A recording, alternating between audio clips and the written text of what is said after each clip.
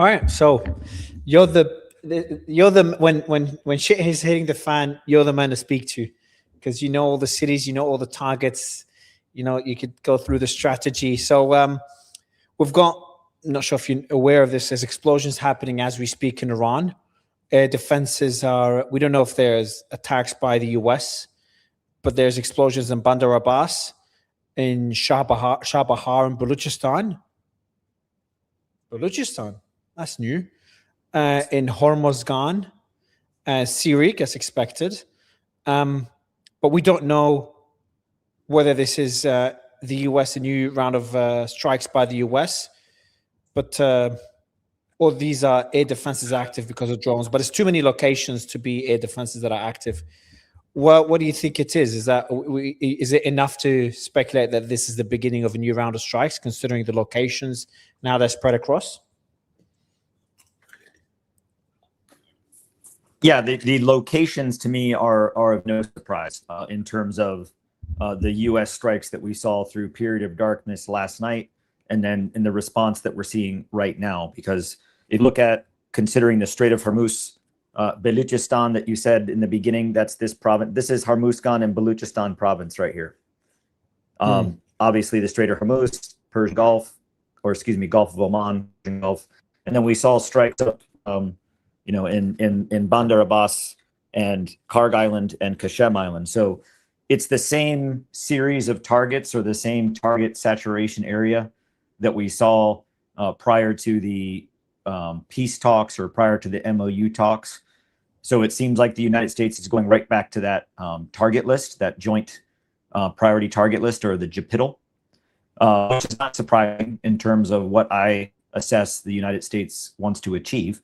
The response that we saw from U.S. strikes this morning from Iran was, 85 strikes between Kuwait and Bahrain. So when you think about, the size of Kuwait is about the size of Connecticut.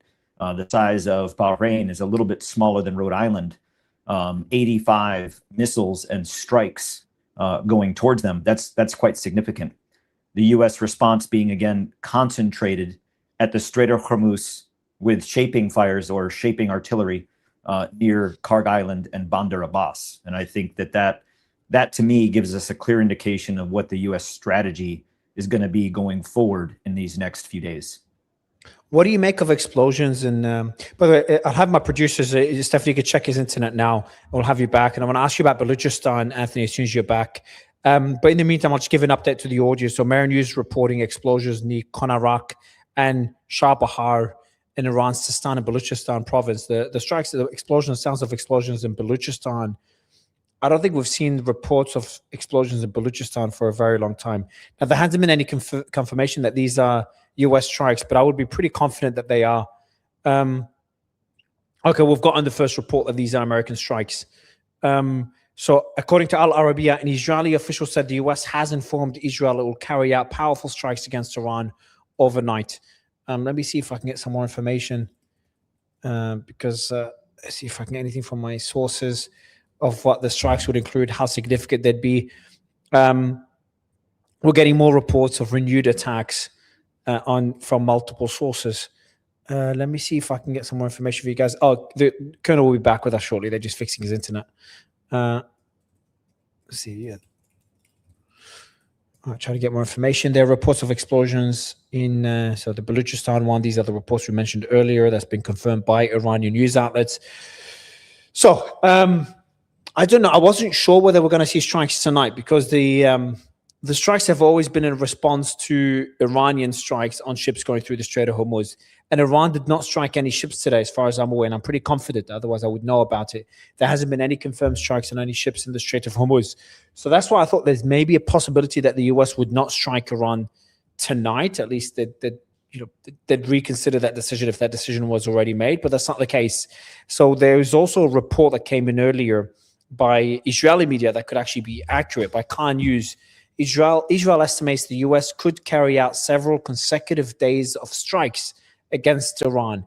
Israel has also raised its alert level of readiness. Over the past 24 hours, IDF Chief of Staff Eyal Zamir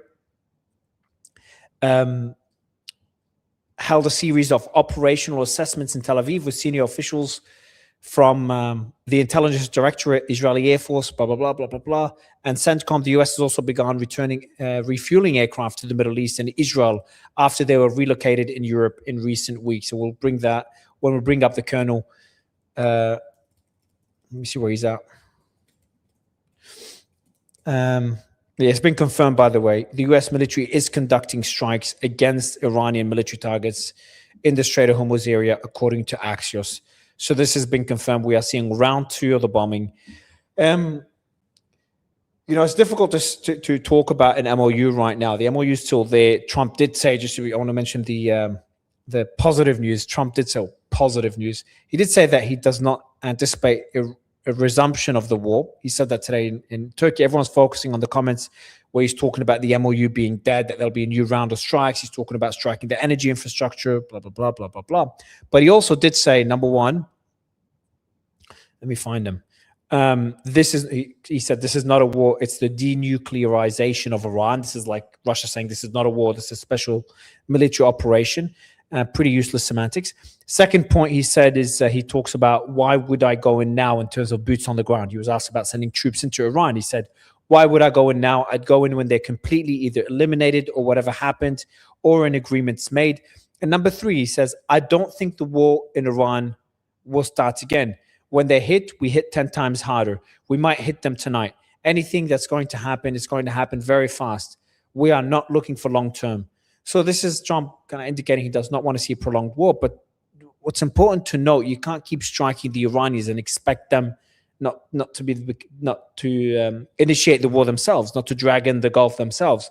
Now, there is a few things going in America's favor at the moment. Number one is the price of oil has gone down. So that gives more breathing room for Trump.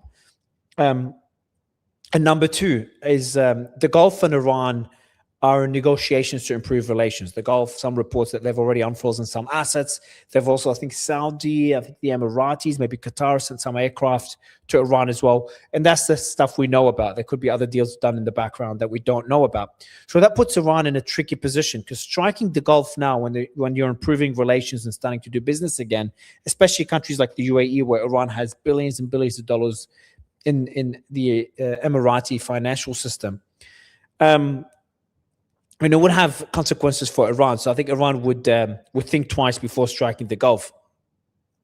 So that's something that goes in Trump's favor. But we have the colonels back with us now. Colonel, we have confirmation from Axios. So Al-Arabiya said that Israel was informed the US would strike Iran again. And then Axios just confirmed that CENTCOM just announced it as well.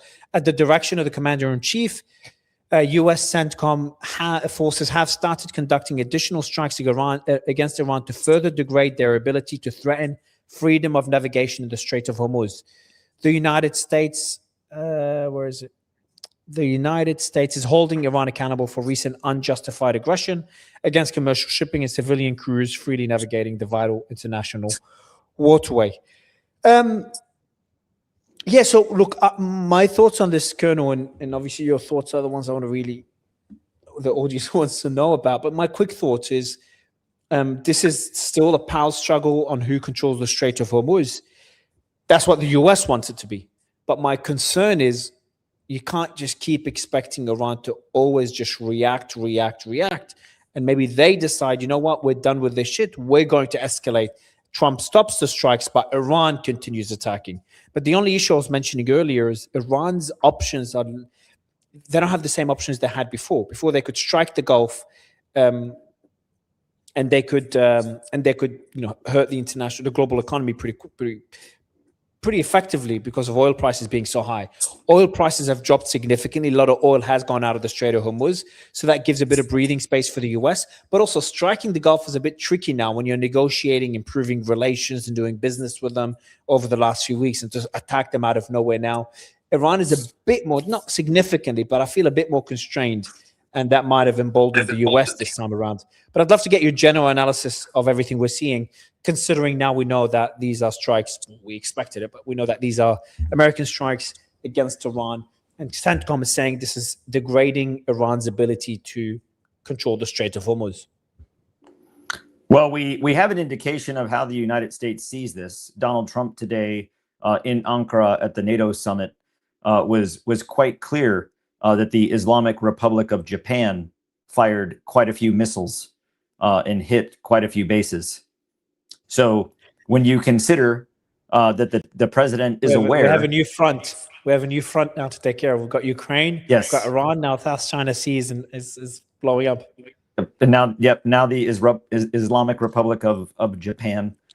Just for the audience, Trump misspoke today and called Iran Japan, just for anyone that doesn't get the joke. But go ahead, Colonel. So the now that you're back, and then he mentioned that, and then he mentioned that we'll probably hit them again. And then he talked about hitting them tonight and that he shouldn't say it. And then he said, well, they can't do anything about it, so I'll say it anyway. So we are going to hit them tonight. So we know that there's additional strike. Next round is, but to in terms of the power struggle for the Strait of Hormuz, and it is not necessarily a power control of the Strait of Hormuz. It's a power struggle in terms of what leverage does that then bring to any renewed negotiations in the future. Right now, the United States hasn't really unlodged or changed any of the conditions to bring to the table in either the MOU or in control of the Straits of Hormuz, which is the kind of the critical piece, the center of gravity for what the United States wants to control, or at least have a time of control during negotiations as leverage to take that leverage away from Iran.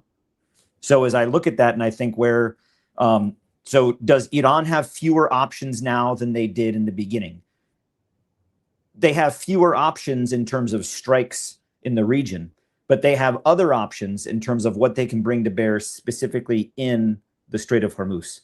The United States also has limited options in terms of strikes or ballistic missiles because the United States is also running low on some of our critical missiles like the ATACMS, the JASSM, the PRISM. We know that we're critically low and that we probably don't have very many in theater. I'm quite certain that when it comes to the PRISM missile, we probably don't have any left, maybe a couple. So that too changes what options are available for the US. Less options in terms of ballistic missile barrage, other options in terms of now what the United States Navy can do in the Strait of Hormuz. And I think what we're going to see, because of the strikes that the US has had over the last two responses, specifically at Qashem, Bandar Abbas, Karag, and now Hormuzgan, and that southern part of the strait, that's all in here, right here in that cup.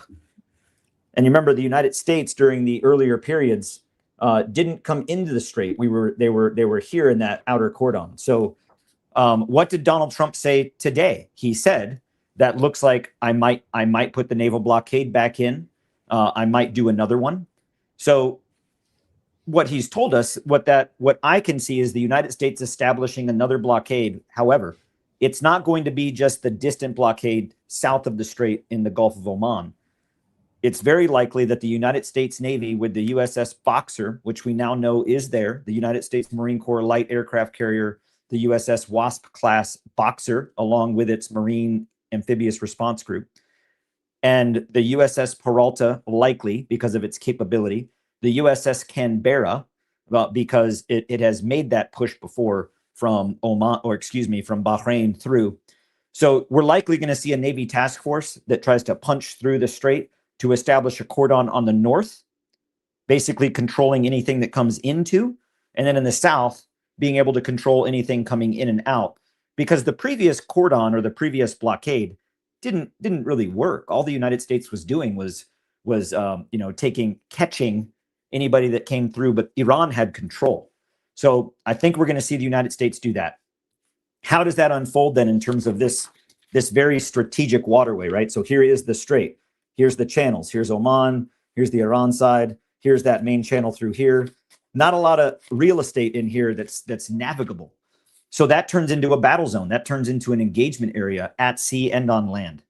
And I think the United States is going to attempt to punch through, maintain that cordon, and then establish an air corridor over, which means from the Oman side or the friendly side if you're U.S., and then to Qasem Island. There's an airfield right here on Qasem Island, about where that arrow is pointing. There is an airfield, and that airfield can manage aircraft from C-130s, obviously, to Apaches, A-10s, various other jets, F-35s.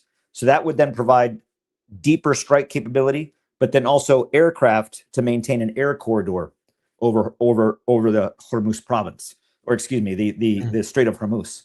So that gives the United States the control in space and time that it needs for negotiation. But that window of time is slim, and Donald Trump must act on that quickly, because the time he's bought, the breathing space, because the oil has dropped, world economy is a little bit happier now that the Strait of Hormuz is open. He doesn't have a lot of peace dividend from when those will skyrocket again and people start getting a little antsy. So it's got to be soon. It's got to be now. It's got to be quick. I think he even said that in some of his words today. He said it'll be quick. We're going to do it. We're going to hit it, and we're going to get it done. And it's going to look like this. So I think that's what we're going to do. We're going to see the establishment of a naval corridor, 2 blockades, air corridor, and if, with the high potential of if, the seizure. And when I say that, I want to be clear. A seizure doesn't always necessarily mean boots on the ground. You can seize an objective by controlling it with air and naval assets. So could we also see something against Karg Island to hold Karg Island as leverage? I think we will. So I think that's what we're seeing in terms of the naval operation, air, navy, some land components in the next 24 to 48 hours. And it's gotta happen soon, or Donald Trump loses that breathing space. There's a report here, at least 20 explosions at the Chabahar port. I think this is the biggest port in Iran, isn't it? I could be wrong. But there's 20 explosions at that port. I don't know if they're striking more of these fast attack boats.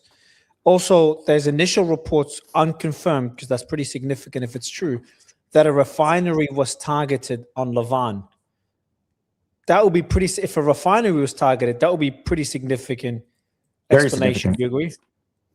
Well, Chabahar is not only the largest, it is Iran's only oceanic port, meaning it's right there in the in Chabahar province.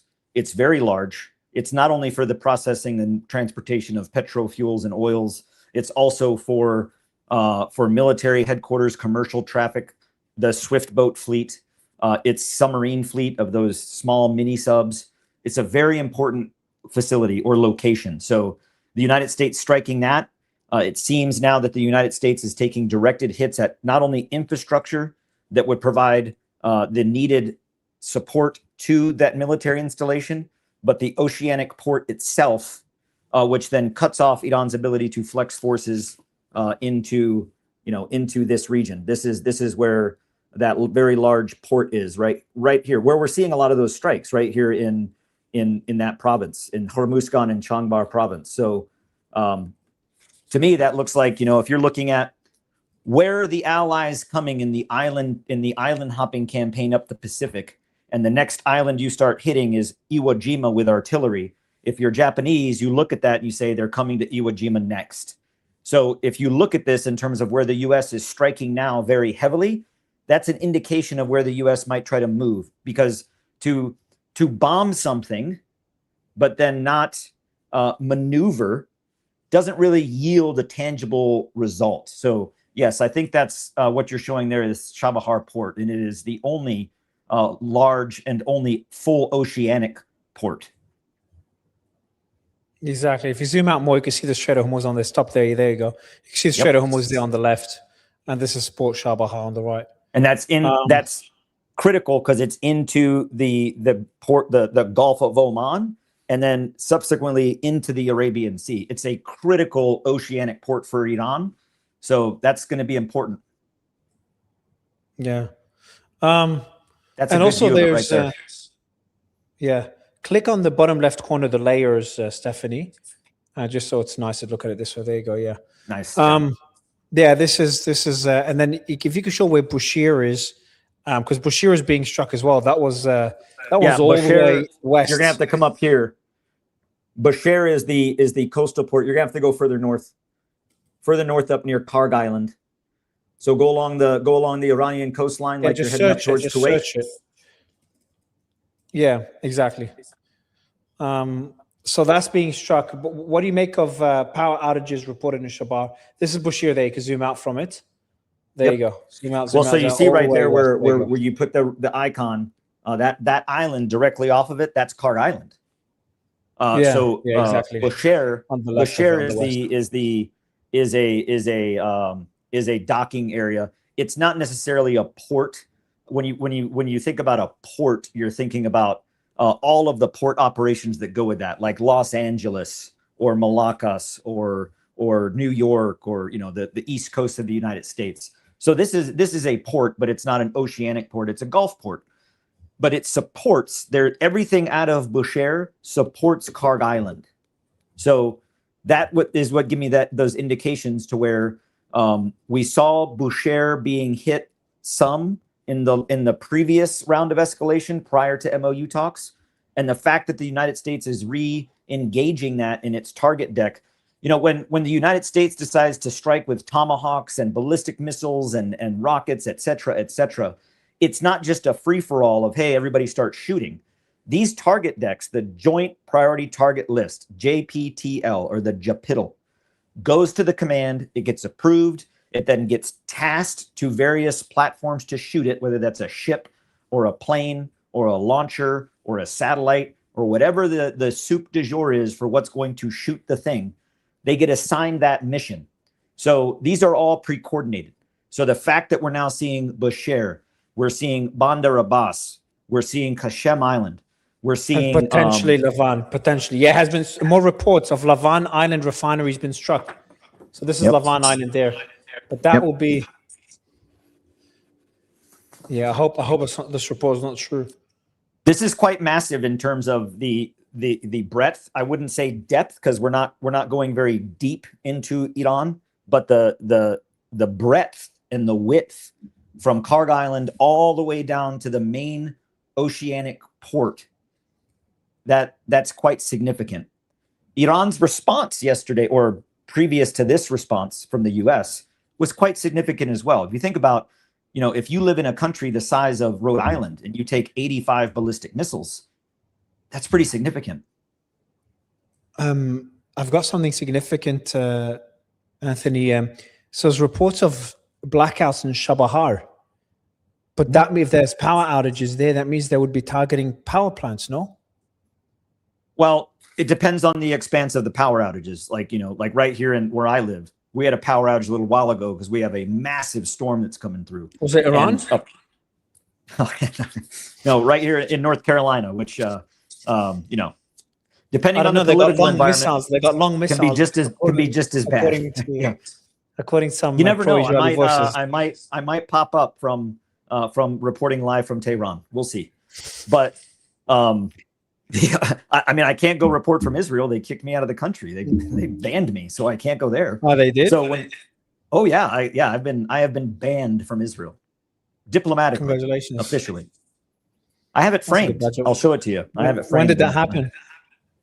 Last year, shortly after I came back and I was talking about Gaza. Yeah, I got the old punch your ticket, don't come back. But so when you consider the power outages, could it be power outages that are local to the fact that we struck facilities, or could they be larger area power outages because we've hit a power grid? We don't know that yet. I don't know that yet. To me, what it looks like is that we're specifically targeting the power infrastructure for that large oceanic port. I mean, Chabahar port you saw how big it was in there. It's big. But that's what they're showing now is just so that this is the Bushehr Air Base. There's fire there, smoke there. That's significant there that we're targeting specifically at Bushehr. Again, to remind the audience, Bushehr is further up on the coast of Iran with pretty much direct support to Karg Island. So the fact that we're hitting that airfield is quite significant, because that signals that the United States is attempting to take out any type of aircraft or drones or capability that Iran might be able to push from there, or the United States might be looking at that to actually conduct an airfield seizure and take that, because if you take Bushehr, you've got Karg without even having to put a boot on the ground. And this is Chabahar. Go back to Wow, the first that's- one, Stephanie. Wow, that's these are significant hits. Yeah, that's messed up. I But really again, hope that's not a refinery is not true and the power plant is not true, because that'll be really fucked up. Well, for Donald Well, Trump force me now, to ridiculous.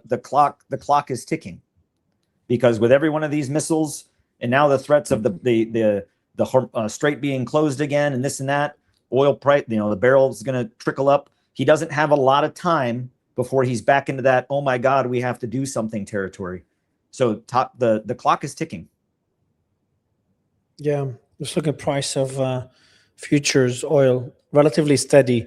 So it seems the markets believe this is just the tit for tat. Sorry, this is not Chabahar. This is Bushehr, not Chabahar. My bad. Okay, so that's Bushehr. Yeah, yeah. That's I mean, for Bushehr is not very big. It's a small port, primarily an auxiliary airfield, as you saw in the overhead satellite imagery. It's not a lot to it other than the auxiliary airport and what supports that airport directly for, because I would imagine, I don't know the Iranian logistics scheme, but I would imagine that the majority of what goes to Karg Island, the workers, because it's a large oil facility island, that all of that is done by small aircraft. I'd imagine. I think let's talk about, so you can remove it, Stephanie. Thank you. Noor News, I don't know if that's Iranian, reports that Iran's armed forces will launch a massive attack on US military bases in the region shortly. Obviously, it's expected. This is, by the way, this fire is an air defense installation near the nuclear power plant was targeted, not the power plant itself. I don't know if that's I'm not saying this is the fire, but there's been reports that the power plant in Bushehr was targeted. But this is now reports that what was targeted was an air defense battery there. Now, so Iran's response. You talked about the dozens of attacks yesterday. Trump said 111 anti-ship missiles. I don't know if he's talking about projectiles or missiles alone.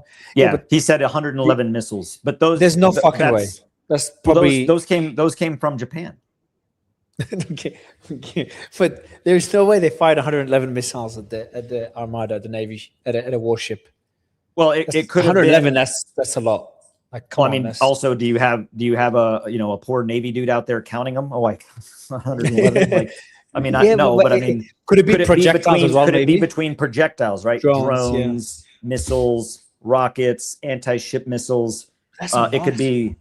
Oh yeah. Well, I mean, it's what I've always said is that each time there's escalation, or kind of a new round of escalation, within these rounds of escalation, there may be smaller. But if you look at how things have escalated since 28 February, Operation Epic Fury, the hitting, the stopping, the hitting, new escalation, the hitting, new escalation. Each time this goes into kind of a cold storage, then back to hot with escalation, it's going to be more escalatory each time. We're going up the escalatory elevator, not the escalator. So each time we're going up, we're going to see more significant strikes from both Iran and from the United States. The problem on both sides is that the number of missiles you have, there is a limit. How do you use it? When do you use them? What are you trying to hit? Right now, this is like in like a boxing match, like towards the end of the round, you want to get another point in, you want to get another technical point, maybe get a knockout. You're going that last 30 seconds, you're just gassing. Well, that's what both sides are doing right now. Gassing at each other, because time is of the essence on terms of who gets what, to then say, oh, let's negotiate. Look what I have. Musical chairs, stop. I've got the Strait of Hormuz. It's a race. Yeah. What do you need to see? What do you need to see to be like, okay, this is no longer, them kind of bickering at the Strait of Hormuz. We'll control it. No, you don't control it. No, we're going to control it. We're going to charge a fee. No, you won't charge a fee. How do you know where you went from that to, okay, we're going back into full-blown war again? What do you need to see for well, that? we had that, right? Remember, before the funeral procession, we had the technical talks in Qatar. And those technical talks were specifically on the Strait of Hormuz, who controls it, how do you control it, is there a fee, is there not a fee, etc. And that kind of fell apart. We didn't really come to a conclusion. We didn't crack that nut. So when you look at it in terms of where does this go in terms of fighting to get to that answer, what you've got to take the plate away from the other at the table of negotiation. It's not a matter of, hey, we rearrange the vegetables and the fruits and the meat on the plate. Now let's talk. You have to take the plate away from the other to say, now let's talk again. It's my plate. There's no guarantee that the United States wins that food fight. There's no guarantee that the US gets that plate. It may very well stay in the hands of Iran because all they have to do is survive, hold out, and then when the smoke settles, boop, here we are. And by the way, we still control it because of the geography. This is not just a matter of politics. This is a matter of geography. Iran is the Strait of Hormuz. Kind of hard to have the Strait of Hormuz without Iran. Yeah, it becomes the ocean of Hormuz. I want the Strait of Trump. If you could play that footage, Steffi, I just sent you of just a strike. That's the one on Shabar. We could play it with audio. Let's see. Just came out now a couple of minutes ago. And that report from Noor News, that's probably pretty timely because Noor News comes out of Tehran, so they're from Iran.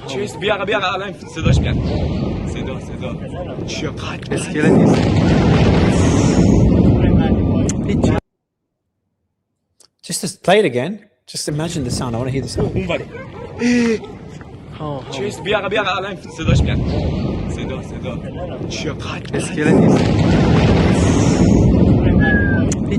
That's multiple hits.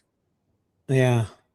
That's probably the air base that we got hit. The port that got hit multiple times. Can you play the other one or push here? This push here.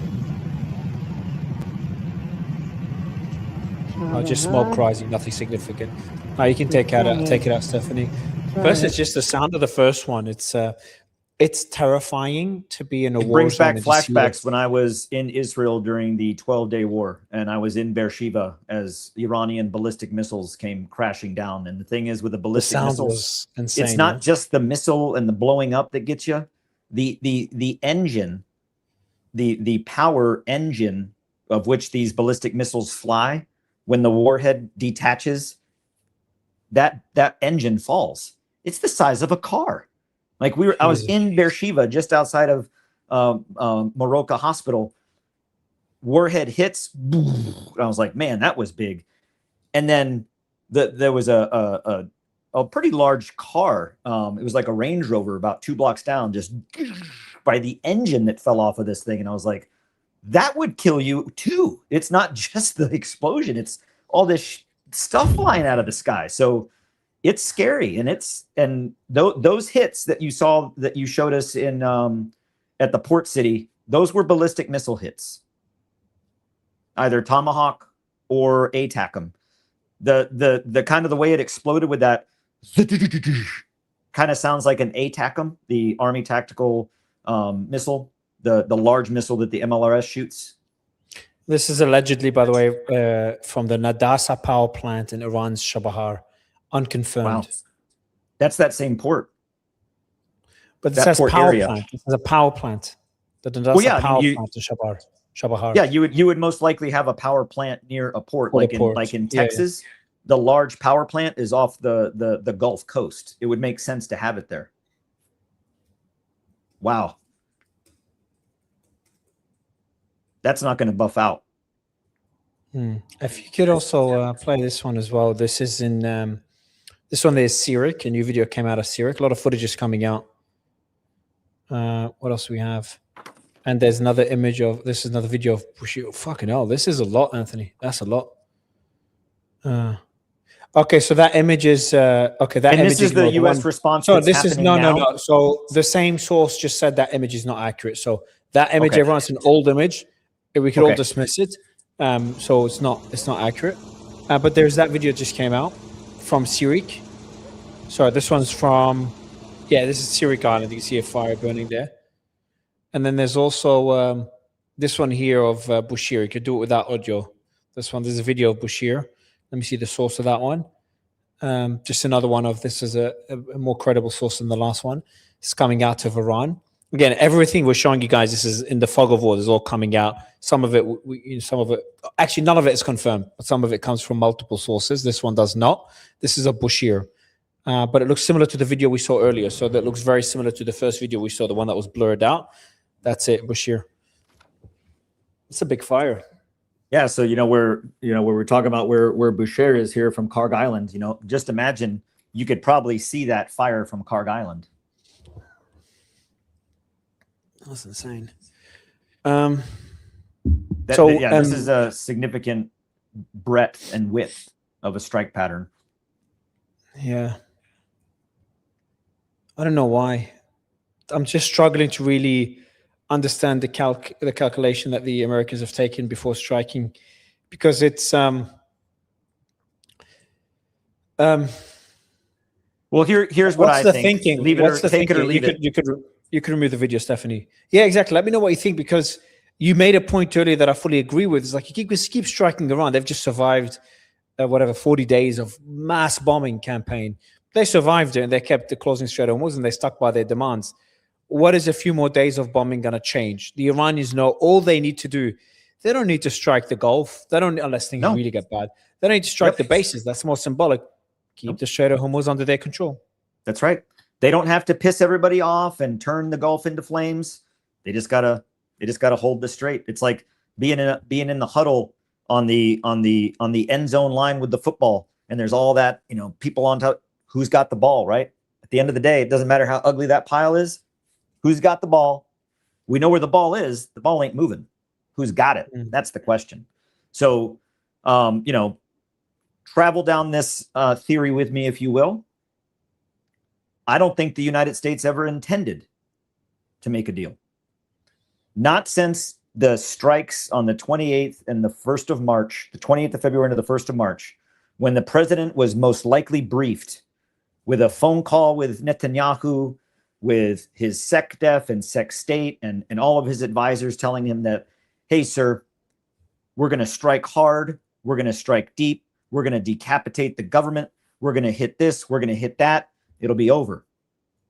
There wasn't any really thinking of negotiations. It was more of a, hey, you done, uncle? We win.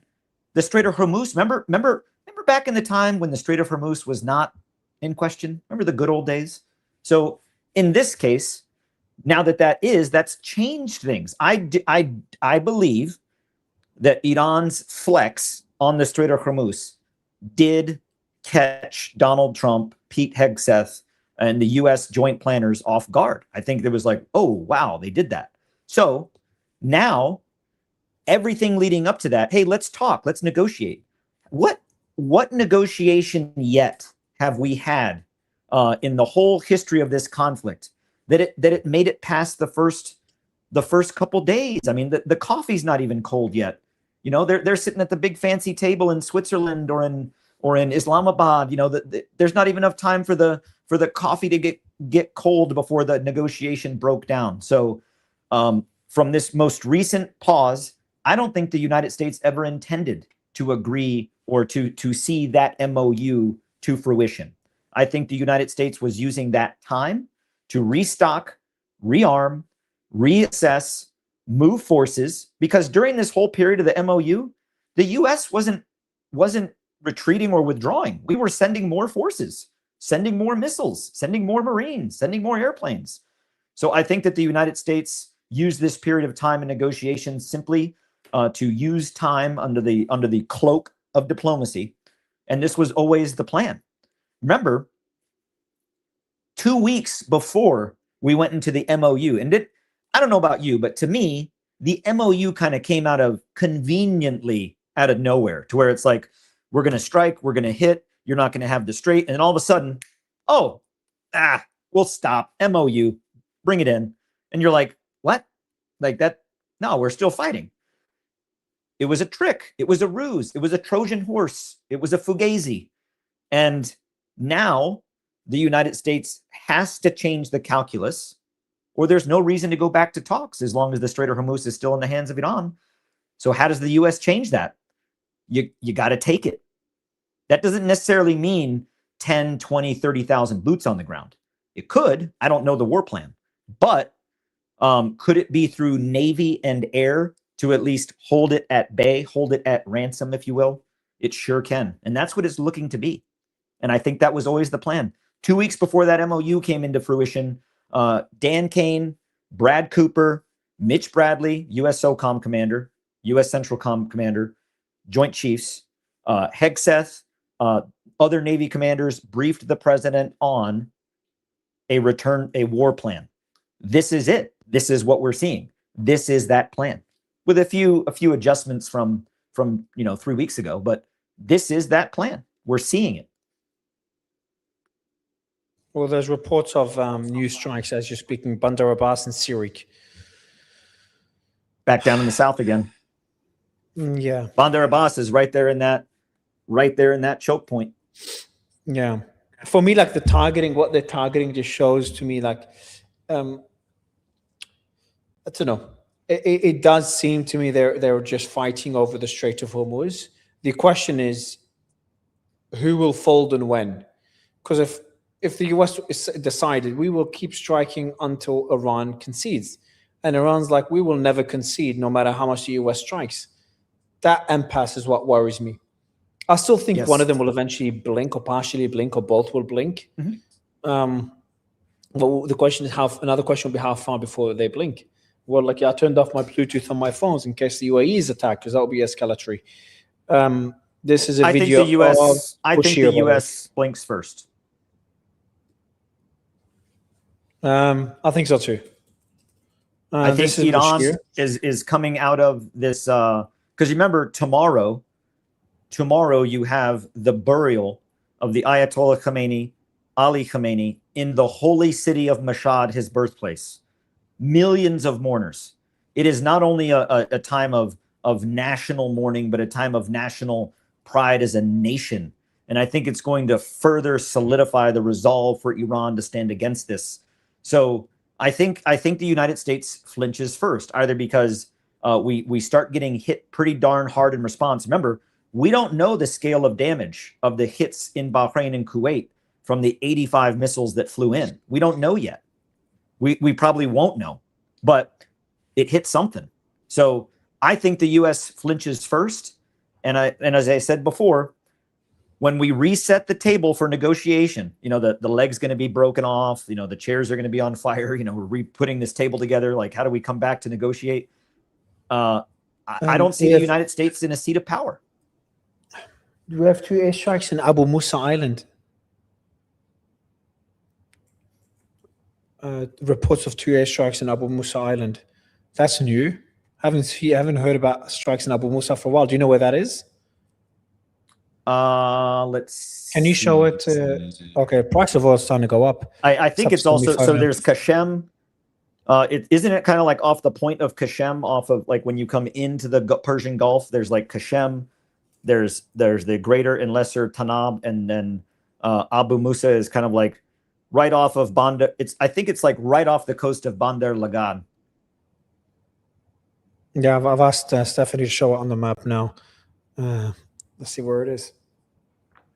That's unconfirmed.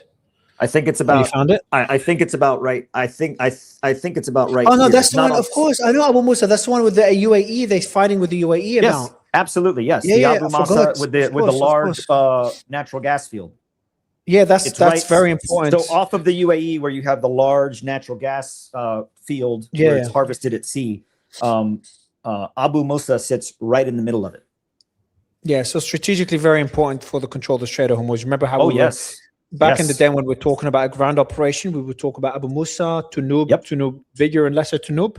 Greater and lesser Tunub. Yep. Yeah, worst case scenario was Karg Island.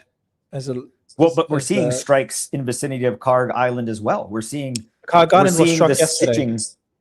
It was struck yesterday, but the hammering they're putting right now on Bushehr is the gateway to gaining control of that island. Again, the United States doesn't want to destroy Karg Island. That's going to make China and Russia, pucker up a little bit. Like, oh, what are you doing? Don't do that.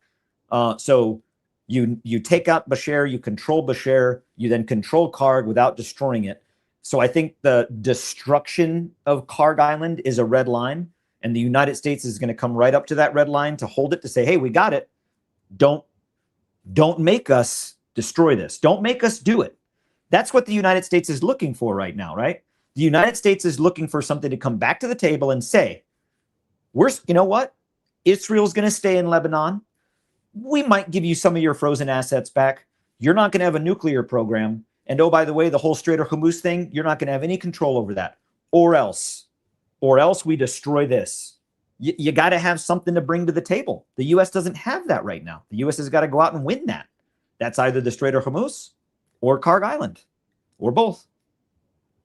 Can I ask you another question on the power outage? So Mayor News just reported 2 docks and a maritime traffic control tower in Chabahar were targeted, causing a power outage affecting half of the city, according to Mayor News, the Chabahar city.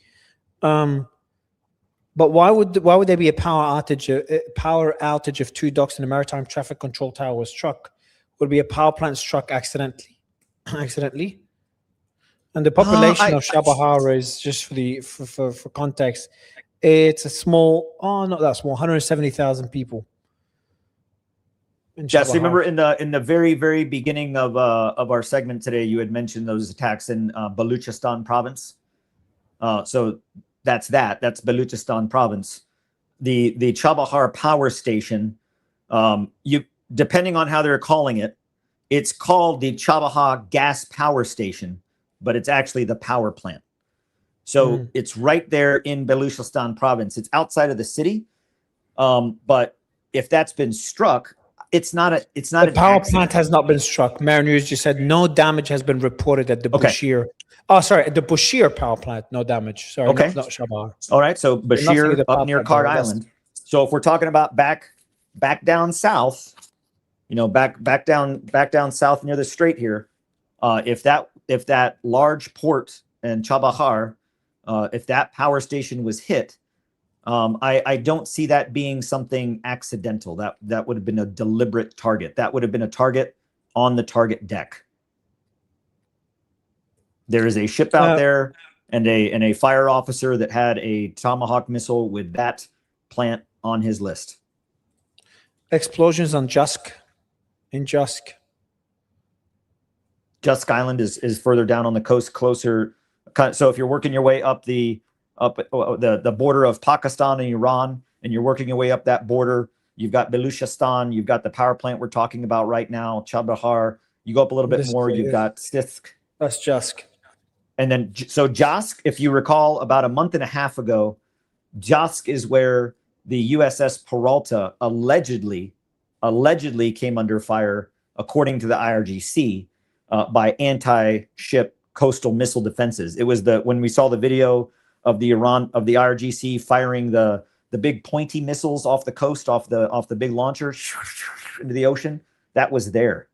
So the U.S. is going back to all these same sites, and it's the pathway to the strait. You have to reduce, destroy, and then hold all of that in this order that we're seeing it happen to hold the Strait of Hormuz. So this is very clear to me just in the last few minutes of developments, that what we've seen over the last few hours, and now that the U.S. is making a deliberate and hard and sharp move to take the Strait of Hormuz. Yeah, gain control of the Strait of Hormuz. Is it possible that Iran's military capabilities, its ability to keep the Strait of Hormuz closed, has been significantly degraded? Maybe it has.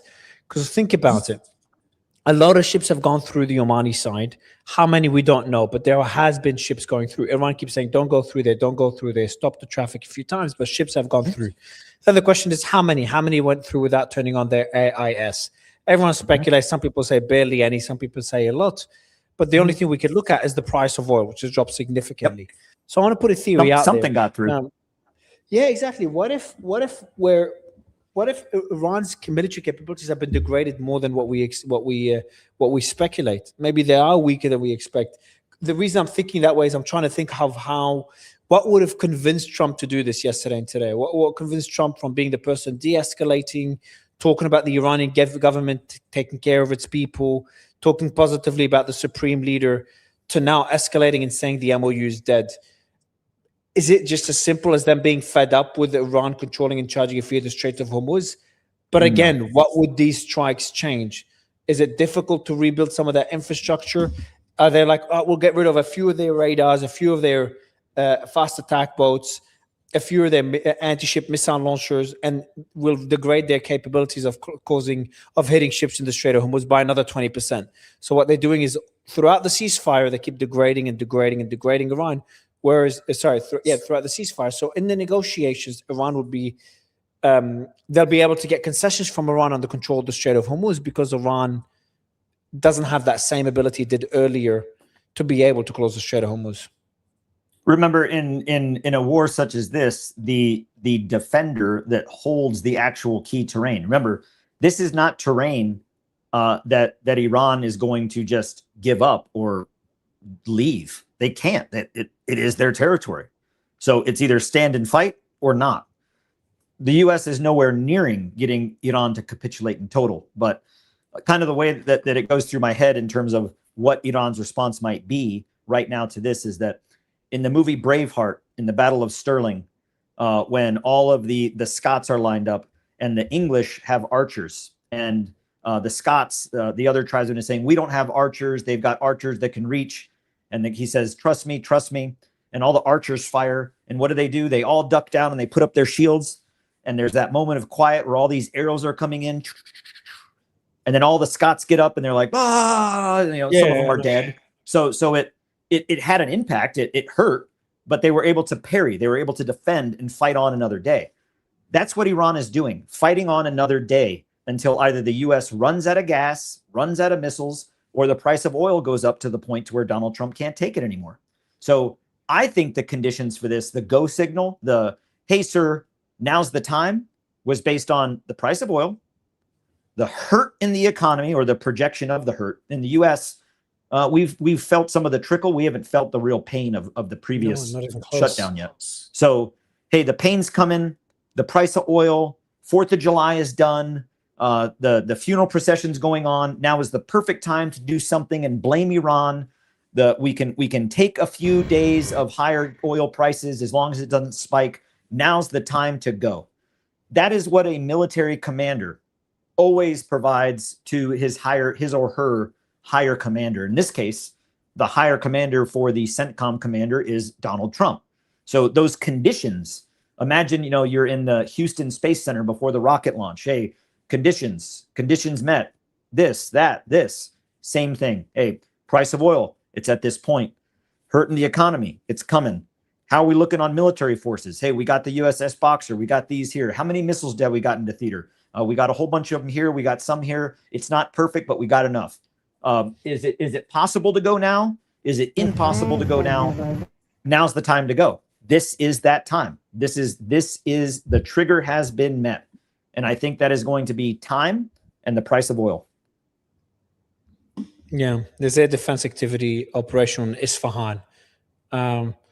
There's also 2 explosions were heard on Abu Musa. So yeah, that's Abu Musa. Abu Musa. There's also unconfirmed reports of outages, power outages in Konarak and Jask. If these are true, then this will be getting very worrying. If we're seeing that large scale of power outages along that entire area, then expect the Gulf to be hit. Yeah, like if you're, the United States, if you hit something in Nevada and the power goes out, okay, you didn't hit the grid, you just hit a substation. If you hit the actual grid that runs all of the Western United States in the central Texas and you wipe out that grid, well, all of the Western half of the United States goes black. So are we seeing, black here, flicker there, or are we seeing a wave of black? If we're seeing a wave, a rolling blackout, then we hit a power plant. It looks like we're seeing that rolling blackout right up the coast. If we're now seeing it in Jask. Yeah. Well, what would it take for Iran to strike the Gulf?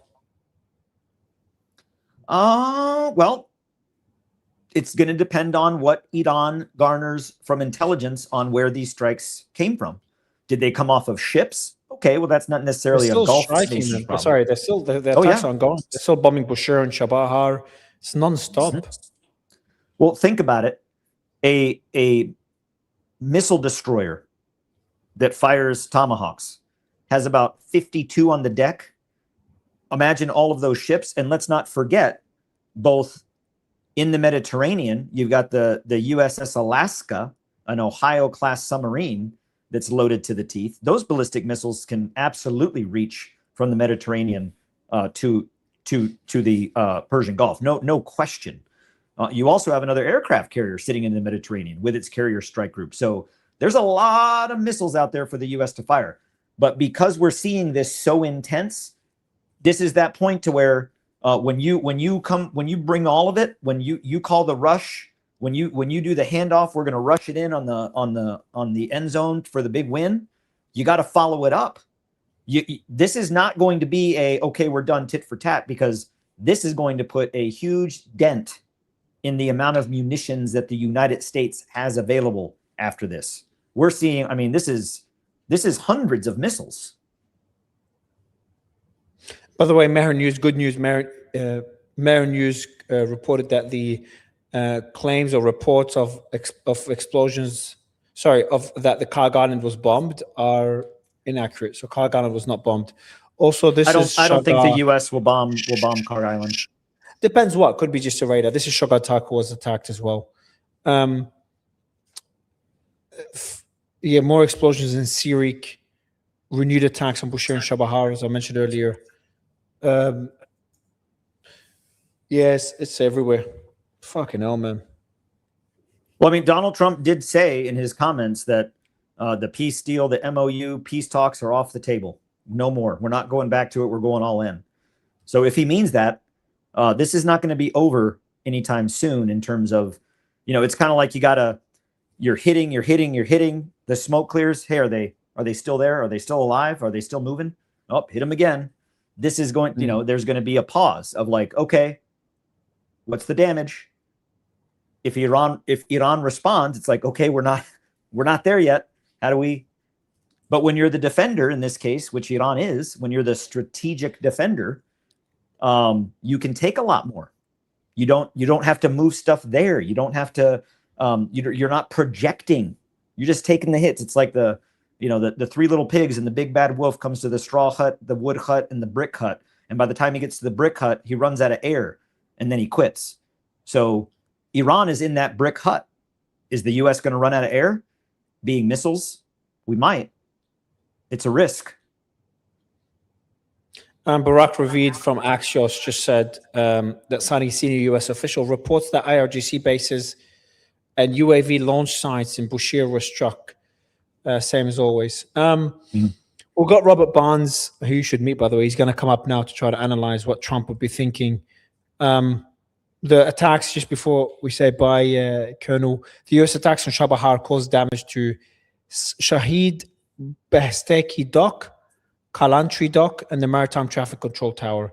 It just confirms what we've been saying. This is footage shows the destroyed control tower. Okay, that's interesting. That's footage. Can you show that footage quickly, Stephanie? This is the control tower. I'll see the map before we show the footage. Just to give everyone, as she's showing the specific control tower, have her bring it up. Yeah, before you show the control tower. Then, but I want to give everybody. So what we're talking about now is we've seen strikes. We've seen strikes here. This is that Chandahar. We've seen strikes up in here. That's Bandar Abbas. We've seen strikes on Qasem Island. We've seen strikes in the Abu Musa Island. We've seen strikes along this coastline. We've seen strikes in Bushehr. We've seen strikes further up the coastline. And as you said, there was air defense activity in Isfahan. So when we don't know if it was drones. We don't know if it's drones or what it was. Sure, we don't know what it was, but something triggered air defenses. It could have been a bird. I don't know, but I mean, something triggered it. And before you jump off, let me show you. You can show it now, Stephanie. Just the tower that was struck, the Maritime Traffic Control Tower. But I mean, no telling where the Islamic Republic of Japan is firing their missiles. yeah, exactly. And you can't forget them. Can you pause on the zoom and pause there? Yeah, this is it. This one of the towers that monitors the Strait of Hormuz. So again, there it just looks like is that like the design, or is that the damage? Does it have like different colored tiles, or is that damage? No, That looks like damage. it is the damage, yes. So this is after it was struck. This is after Okay, it was struck. that was a good hit. Those things are, there's the one Pretty it's hard to it's destroy. famous that the one in at Baghdad International Airport, BIOP, on the military side during the shock and awe campaign. Everything else was leveled, but the air control tower stood, and it was, it took some damage. And that thing still stands to this day. You can be in the green zone, and you always know where BIOP International Airport is because that thing is still standing. That there's so much concrete in those things, but it looks like they definitely destroyed or significantly damaged the building part of it, the observation deck. Yeah, is that the one you're talking about? Can you show this one, Stephanie? This is the one in Baghdad. Let me know if this is the one you're referring to. I'm sending you this is it here. So I'm just looking at it now. So you're saying these are hard to destroy. They've tried to destroy when they were bombing the... Well, the entire structure of those things is just solid steel, rebar, reinforced concrete all the way, tens of feet into the ground in terms of the base of it. The top part of it, bunch of, glass and steel, obviously it took a pretty good hit. But as much as those things can get hit and bombs and everything else, it doesn't look that nice. But yeah, that's it. That's the one so BIOP, Baghdad International Airport. Right outside of BIOP is where the IRGC commander was struck by Donald Trump. So Baghdad International Airport, during the shock and awe of 2003, we hit the Yep, that's it. We hit the airport. We hit the runways. It's still there, Anthony. It's still there.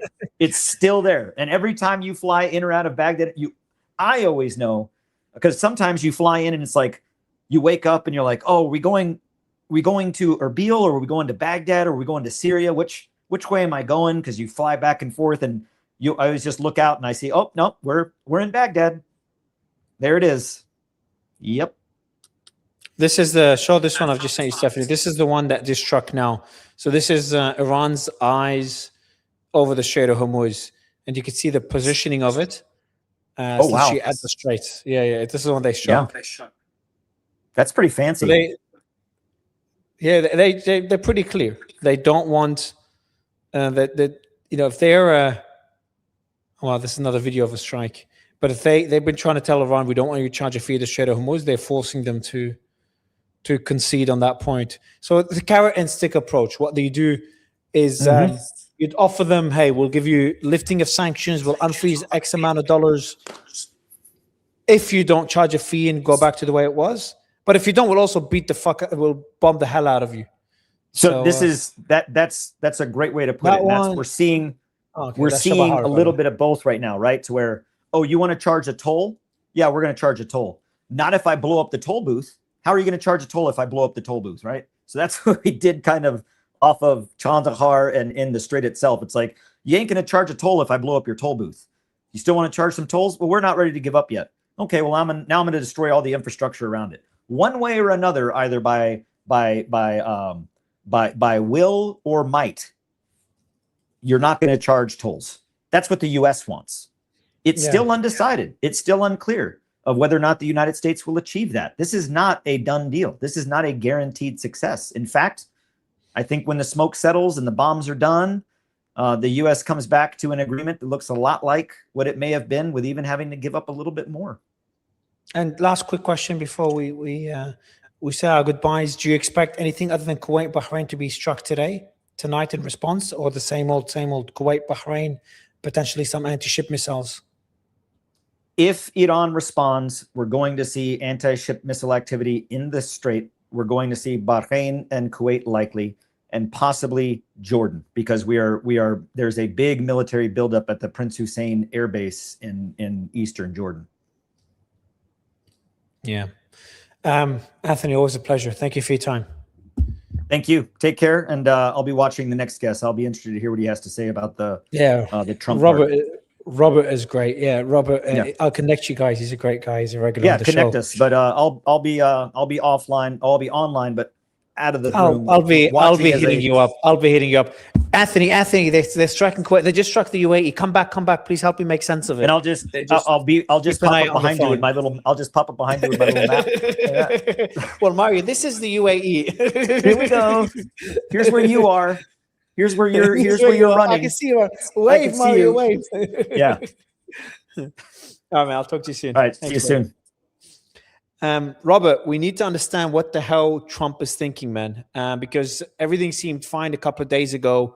I was preparing a trip, and then Trump was heading to Ankara, and then suddenly we've got he decided to start bombing Iran.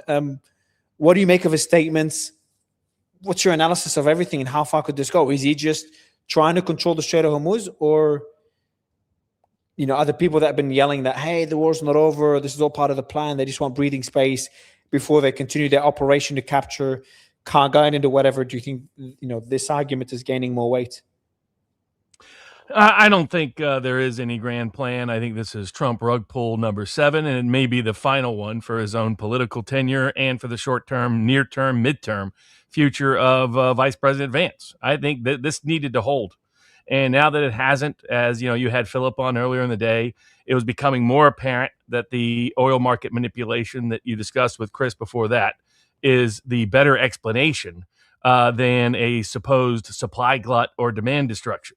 That now that Russia's turning off its diesel exports, China's turning on its refining capacity. You look at that, it looks like what Trump admitted 2 weeks ago is likely just around the corner. Which is the spike in the oil cost again, which is more likely to trigger a crash economically than anything else. Iran is now talking about withdrawal from the nuclear non-proliferation treaty, talking about not only shutting down the strait entirely. They said if Trump did this, they'd shut it down, and that they would completely terminate the memorandum of understanding. They haven't failed to deliver on anything they've said so far. That they're going to likely start to look at closing down the other strait through the Houthis in Yemen, and that will be more consequential than the military escalation will be the economic escalation. That's Iran's true leverage. And whereas they would have been under pressure from China to keep the strait open, Trump has basically greenlit the Chinese to in turn greenlight Iran recontrolling and restricting the Strait of Hormuz. Trump wants to fantasize in his delusional world that he has escalatory dominance when it's been proven the opposite now for 4 months. And the fact that Vance couldn't hold this for even a month means that his political capital has been expended to the max, extended as far as it can go, and Trump rug pulls it. And he rug pulls it at the same time that he rug pulls any kind of peace negotiation on Ukraine and Russia, starts talking about escalation in the middle of all of this on the Russian side of the aisle, which is just plain insanity. The Trump is going to turn out to be combined the incompetence of Hoover, the corruption of LBJ, the arrogance of the Bushes, and the deceptions of the Clintons and the Obamas. He may go down as the worst president in American history. That's what he's on path for. And every time Vance gives him an opportunity to escape his own self-inflicted damage, he jumps back in the car and wants to go off the cliff and see how fast he can go while he does it. That's what I see. I don't see rationality. I see irrationality. I don't see logic. I see illogical behavior. I see behavior that doesn't make sense from any traditional Trumpian perspective of his career and his legacy and his history up to this point. I see politically suicidal behavior in a delusional mindset and mentality that is going to be disastrous for the Republican Party. This accelerates the timetable of the midterm being a disaster and a debacle, and it increases the probability of impeachments. And probably the best hope right now for J.D. Vance and that wing of the Republican Party, or the Republican Party in general, is that the Democrats see so many House and Senate seats that they actually remove President Trump before the 2028 elections in ways that maybe Vance could course correct before 2028, like Gerald Ford in 1976 almost did. But that's honestly the best hope. The best hope for the Republican Party right now is that Donald Trump is not president in 2028, because if he is, there'll be a Democratic sweep in 2028 of all three branches of government. Axios just said, Reuters, a U.S. official tells Reuters that the ongoing strikes are expected to be bigger than the ones carried out yesterday. Fucking hell, man. Yeah, I mean, they have escalatory dominance in both ways. Why? What's the point of this? What's the point? Iran did not attack any ships today. They sent a clear message yesterday. And why they're pushing it to a level where I just don't think Trump can afford this politically. He cannot afford this economically. You heard the discussion with Philip earlier that you just referenced. He cannot afford this economically. He can't keep screwing his allies in Asia, Europe, mainly the Gulf. I just don't see the argument of trying to force Iran to concede on the Strait of Hormuz is a fair argument. It's a logical argument. I understand. But Iran sustained war for all these weeks, massive bombardment on a daily basis. They're going to fold with these bombings. Now, the only explanation that I have is they're trying to degrade Iran's ability to close the Strait of Hormuz. But the risk that they're undertaking is what worries me. The risk they're undertaking is Iran's emboldened after these massive funeral processions. They're like, you know what, screw this. We're walking away from the MOU. An MOU that Trump desperately needs. It's just not worth the risk. Not at all. And the problem is, as Larry's well explained, unless you remove all doubt in shippers and insurance companies, the strait stays closed as long as Iran wants it to stay closed. You need to convince them that they have no risk of any mining occurring in the strait, no risk of underwater drones in the strait, no risk of the automated boats in the strait, no risk of drones coming in from Iran, no risk of missiles coming in from Iran. They can't guarantee that. The U.S. can't guarantee that. And consequently, the strait will stay closed as long as insurers and shipping companies are not willing to take the risk. And they're not going to be willing to take the risk, at least not anytime soon. So this is just Trump's delusional thinking. He tried to undermine it, poison pill it, sabotage it, and rug pull it. He gets caught doing it. He's been doing this for months now in some form or fashion. And as soon as he gets caught doing it, Iran punishes him for doing it. And then he doubles down rather than backing off. It's incompetency on steroids. It's the art of the no deal, the Trump second term disaster. He's become the caricature. So many people thought of him that he never was before. And this is politically disastrous, economically a debacle. And what happens if Iran does cut the undersea cables that feed the internet around that part of the world? They're playing with fire. Exactly. That's the fire they're playing with. Or what if they decide to start striking the Gulf? They're like, you know what? Screw all this. Like, why take the risk? Maybe they don't. Maybe the strategy works. Maybe they degrade Iran's ability enough where the carrot of like, hey, we'll unfreeze X number of assets and lift Y number of sanctions for you to not charge a fee to Strait of Hormuz. Maybe it works. Fine, and that's a fair argument. I'm willing to concede that. But what if it doesn't? That's what my biggest worry is. And as you said, what if they strike the Gulf? Or what if they cut the undersea cables? There's so much they can do. Like, we just got some breather when it comes to oil prices. Trump is like, whew, okay, oil prices are down. 2-3 days later, a few days later, bombing the hell out of Iran, risking the closure of the Bab el-Mandeb Straits. And now, by the way, just to kind of update you, renewed attacks on Kesh Island, Bushehr Island still being struck. Bandar Sirik, the same locations are still being struck. The bombing is ongoing. Right after Reuters reported the attacks today will be more significant than yesterday. Iran is claiming they shot down an American drone. So we're just seeing it, and they claimed they shot one down yesterday. We're seeing the repeat from yesterday, but that is the worry that I have. That is the worry that I have. Is just, Robert Pape talks about the escalation trap. It's just all about the just one mistake. One mistake in these attacks could lead to just a trap where we just get into the nonstop kind of everything just unraveling and collapsing. Well, just look at his idiotic threat to attack the desalination plants, which, by the way, in which he put it, by the way, is intent to commit a war crime. But put that part aside, the people who are at major risk of desalination plants is not Iran. Their water supply is very diversified. Very little of it depends on desalination plants. It's the Gulf that depends on desalination plants. So what happens if they take out those desalination plants? Then you have a refugee crisis on top of everything. And Israel is much more vulnerable than they want to pretend they are. What if Iran really escalates against Israel in a wide range of ways? So there's so much risk economically, geopolitically, in terms of refugee, in terms of immigration, in terms of fuel, in terms of food, in terms of fertilizer, in terms of helium for semiconductor chips, which we already have a crisis in supply in because of the AI boom. Just ask any gamer looking at the cost of those things.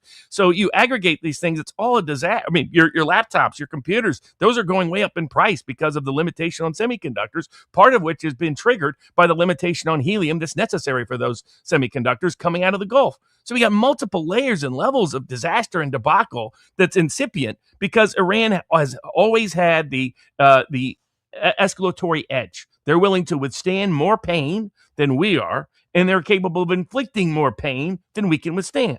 And Trump just keeps pretending and living in a fantasy world, in a delusional place. All you got to do is surround him by some neocons and some war whores, like what happened when he went to this NATO summit. And all of a sudden, he's not only doing this insanity against Iran, when Iran offered that second off-ramp, said, we won't pull out of the MOU if you don't attack tonight. We won't escalate if you don't attack tonight. And then he goes and does it again. I mean, he's a toddler with his finger on the nuclear button. That's the sad reality. I say this is a person who defended Trump for more than a decade, not only in the court of law, but the court of public opinion. He's lost it. What Larry and I talked about 6 months ago, what Iran started to doing to employ shrinks to deal with Trump. They understand that Trump only feels pain, so you have to keep escalating the pain threshold, escalate the fear. So every time we pinprick them, they're going to come back and hit us with a baseball bat. They understand it's the only way to educate Trump. But Trump is just out of control.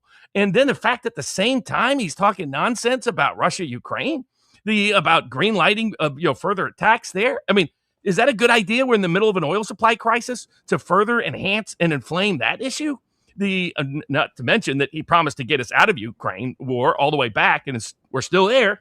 So it's just another failed promise, another betrayal to his voters. I mean, how many of these is he going to compound? It's just incredible incompetency. There's no other. Anybody that still thinks Trump is playing 4D chess doesn't understand the old Thomas Massey lesson. Massey was sitting there talking with some folks, and he was like, "This isn't 4D chess. It's maybe at best 2D checkers." And Massey's wife said, "No, it's checkers where one of them is biting the black chip and the other one's biting the red chip, trying to figure out which one tastes better." That's what Trump is doing in the White House. Maybe the black chip, maybe the red chip. It's embarrassing what a debacle this second term has become. Just a report now of U.S. attack is unconfirmed on an Army ground forces base in Zahedan. That's a first since the ceasefire. Senior military advisor to the Supreme Leader Mohsen Rezai, who's a very senior person in Iran. So whoever transgresses against you transgress against him in the same way as he transgressed against you. The transgressing enemy and his accomplices will be severely punished. What the freaking grammar today, Mohsen. Just another basic threat. But the question I have, are you worried that maybe this is all part of something bigger? That we're talking about the Strait of Hormuz. They're trying to, the US is trying to get Iran not to control the Strait of Hormuz and vice versa, etc. But putting all these, the political costs, the economic costs, do you think that maybe Trump is, like one of my guests told me earlier, he's already decided to go all out, and this is just the process of, kind of clearing the way for a much bigger operation? The problem with that is it's just practicalities. We don't have the troop size to invade Iran. We just don't. And the logistics. But what if it's just Card Island, something smaller? Even that, there he is terrified of what Joe Kent warned, that he would end up with hostages and look like Jimmy Carter on a global stage. And so I think that fear is still too dominant. They haven't moved you talk to Larry regularly, Larry will know, but they haven't moved the resources in place for something like that operation to really take place. And even if they did, what does Iran do? They take out the Gulf states' oil architecture. They isolate and take out both straits and close them both down. They probably do cut or consider cutting undersea cables, because then they have the cover they need with China and Russia. And look at the timing of this. How dumb to do this right at the peak of the funeral commemorations, where they're screaming for revenge in the streets of Iran, where they just had the largest human gathering at the same time in human history. That's when you do this? I mean, you're encouraging, incentivizing, motivating the hardest line elements in the hardest line parts of the personality of the leadership of Iran that, as Larry has pointed out repeatedly, all grew up in the Iran-Iraq war. And this is a Shia religious tradition that is built on sacrifice, built on martyrdom. I don't know if you saw one of the videos. I think you were actually showing it a day or two ago, yesterday, where we were hitting some of their port facilities. And you see these cars driving not far away. The cars don't budge. They don't stop and everybody gets out. They don't suddenly go fast everywhere. They just keep bubbling along like it's nothing. That's the mindset you can see in the whole Iranian population. This is tempting and teasing fate. This is repeating the mistake of Rome when they tried to go into the Persians. It's extraordinarily, it's hubris on steroids. And knowing the people that have talked to the president during this time period, it's sad to say there is no grand plan at all. Now, the good news is that means there's no grand plan to invade or to escalate or the rest. It's just instinct. He lacks an executive function. So it goes from thought to emotion and just skips everything else.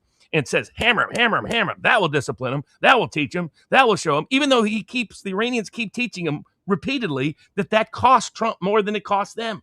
That they will never respond to coercive threat of violence. That they will just double down and triple down, and they themselves will go up the escalatory ladder. What happens if they do, in fact, quickly develop nuclear weapons? I mean, why else would you be talking about withdrawing from the Nuclear Non-Proliferation Treaty unless your plan is to show off to the world you got nuclear weapons in addition to control over the Strait of Hormuz? I mean, this could be the most embarrassing. What if Trump does send somebody into the islands and they get captured and they get kidnapped and held hostage? Then he's Jimmy Carter on steroids. I mean, those were just diplomats that were held before. This would be direct action of Trump that caused them to be held. So then he could have a kidnapping crisis, an energy crisis, an economy crisis, a geopolitical potential refugee crisis, and a nuclear escalation crisis all at once. It would be the dumbest decision, maybe in the history of man, at least the history of modern age, in terms of foreign policy. But that's what he's willing to gamble with because he's not in the right state of mind. Oil futures are relatively quiet. That's I don't know whether maybe I'll give you a counter argument. What if oil futures are not going crazy and not spiking to above $80? Remember the numbers that we were seeing back during the war. It's like out of nowhere goes from 70 to 80, 82. Maybe oil prices are low because they do believe Trump doesn't want war. He did say, by the way, he doesn't want war. Despite all the statements in NATO, not enough people are paying attention to a statement he made. Well, to be honest, some people are not paying attention to any statement, but some people are not, ignoring the statement where he said the MOU is over, true, but he also said, I don't think the Iran war will start again. When they hit, we hit 10 times harder. We might hit them tonight. Anything that's going to happen, it's going to happen very fast. We are not looking for long term. So we're seeing this. And maybe the markets are seeing this as like, all right, cool. Trump is trying to open up the Strait of Hormuz further. He's striking Iran to make sure that they cannot close the Strait of Hormuz, and that's good for oil markets. So let's give him the benefit of the doubt. What if what he's doing right now is aimed at easing the markets while also making sure Iran doesn't charge a fee? And what if he's actually being very calculated? Let me put it out there. I know this is something that you're not going to be happy with. What if this decision, his advisors have decided, it's a calculated decision, say, we know based on interceptions of their communication, because of XYZ, they have orders from Mujtaba Khamenei to not retaliate against the Gulf, not to close the Strait of Hormuz, not to escalate to a new level, unless we do ABC. So that means we have a bit of leeway.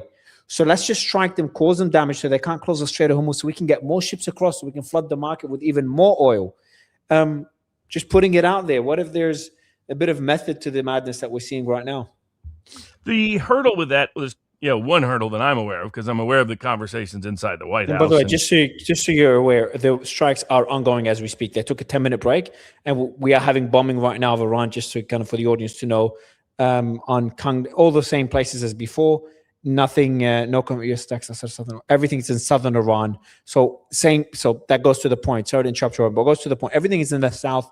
Everything seems to be focused on Iran's ability to control the Strait of Hormuz. But go ahead on the method to the madness. Yeah, so the problem with that problem one is I know what conversations have occurred over the last 6 months, and it's just been madness, no method. But secondly, let's say that just kind of coincidentally it aligns with some sort of methodology, as an interpretive filter on it. The difficulty with that is if he would have just stuck with this deal that was cut in early April, we would have already had the markets flooded with oil. Right now, if he would have stuck with this MOU and not tried to sabotage it by creating a separate Omani route, Iran would have opened it up to more, because that's not only what the MOU agreed to, that Iran would restore it back to pre-conflict traffic, but also it's what China wanted to have happen. So Iran was under massive pressure from China to go forward with this. It was one of the main reasons they did it through Pakistan. Now that incentive is now removed because China's not going to put pressure on Iran when Iran's under kinetic attack. And so the probabilities that the oil prices go down compared to going up, as long as this continues, is not likely. Then you have the third level of analysis. It contradicts what Trump just said a few weeks ago, where he said we're on the precipice of a cliff, and given we're on the precipice of a cliff, the deal was better than kinetic conflict. He himself admitted. How does right now the kinetic conflict option improve his options? I don't see that as likely to occur. Iran was agreeing to not charge a fee. They just wanted to control the traffic so they could have that future leverage available to them. We were the ones who were constantly sabotaging. And Trump has done this 100 ways that people don't even know about over the last 3 months, where something was close to getting done at some function and Trump would poison pill it. He's like almost those psychologically ill people that can't handle happiness, so they self-sabotage all the time, their own relationships. That's what Trump has done in the Iran war. Over and over again, he's mostly sabotaged Vance in particular, but he's self-sabotaged himself. That's why I find it very skeptical and doubtful. And then you just look at where Iran stands. Trump's out there saying, I want this to be short. Okay, then what's Iran's motivation then? Make it long. They want there to be real deterrence. And on the sanctions part, how can they trust us? They already don't trust us because of what happened during the JCPOA, where we promised a bunch of sanctions relief we never delivered. They complied. We didn't. There was a lot of confession through projection, claiming that Iran never complies. It's frankly the U.S. that never complies. And then what does he do in the middle of this? He can't even stick to his no sanctions policy for longer than a week. He says, okay, we're going to release all your sanctions and you can get back to traffic. No, I don't like it. I'm mad. I'm a toddler. I'm taking my bat and I'm going home. How can Iran trust the U.S. at all? They can't. Trump just proved it. He is deal incapable, which is what the Russians have been saying. What if it's just because the only reason he's breaching is not because for no reason? It's Iran sticking their guns on wanting to charge a fee and Trump saying no. Maybe it's just a disagreement. It's not like they have a deal, everyone's happy with it, there's no disagreements and the US decides to break it. There is a significant disagreement that the both sides, because we can't just completely ignore the fact that Iran did attack ships. Now, was it their right? Does the MOU allow them to attack ships if they don't follow their orders, etc.? The way I read it, it doesn't. You mentioned Larry a few times. He thinks it does. But either way, whatever the MOU says, Iran did attack ships. Putting Lebanon aside, Lebanon's a different beast. There was some concessions there by Israel, but no one really expected Israel to pull out of Lebanon that quickly. And that was meant to be discussed. At least they're not attacking Beirut, and the strikes within southern Lebanon are extremely limited, down by 90%, 95%. But just going back to the disagreement, there is a disagreement, and this is a response to the disagreement, and Iran struck ships as well. So it's not like, I just don't want to make it seem like everything's going smoothly, everything's good, we know the MOU is going perfectly well. Holy shit, they're bombing Iran. Well, there's two problems. The first one is Trump doesn't really care about whether they charge a fee. He cares about them controlling the strait as ongoing leverage, that they could shut down traffic whenever they want. That's why Trump was bothered by it going through the Iranian path. Iran was creating protocols so that they could have the future leverage of shutting down the strait whenever they wanted. And Trump didn't like that, even though he signed off to that fund. I mean, that language, if he wanted different language in the MOU, he should have put in different language and got Iran to sign off on it. It says Iran will control how traffic goes through the Straits of Hormuz. And he signed it begrudgingly, but he's been doing this all the time. Like during the negotiations phrase, he'll agree to something, Iran will agree to it, then he'll be like, no, I want a little more. No, I want a little more. No, I want a little more. He does it again and again and again and again and again and again. And from, this will come out at some point, but some of that has leaked out from different places, from Iranian sources, but not from U.S. sources, because Vance keeps things pretty close to the vest, at least publicly. And so that's really but the problem is it's ignoring reality. In other words, you can say, I don't want Iran to have control of the Straits of Hormuz. The reality is the long Iranian coast and the diversity of weapons they have and the psychology of the insurance industry, which is risk averse by nature, and by big shipping companies that went just through this disaster thinking it wouldn't happen, that got stuck there for 3 months with their mariners, basically starving. That given that reality, you can't change it by bombing them. You can't change it by blockading them. And he's already experienced this repeatedly, but he refuses to acknowledge reality. It's the true definition of delusion. When you refuse to you may want, I may want to date Sydney Sweeney. Doesn't mean it's going to happen.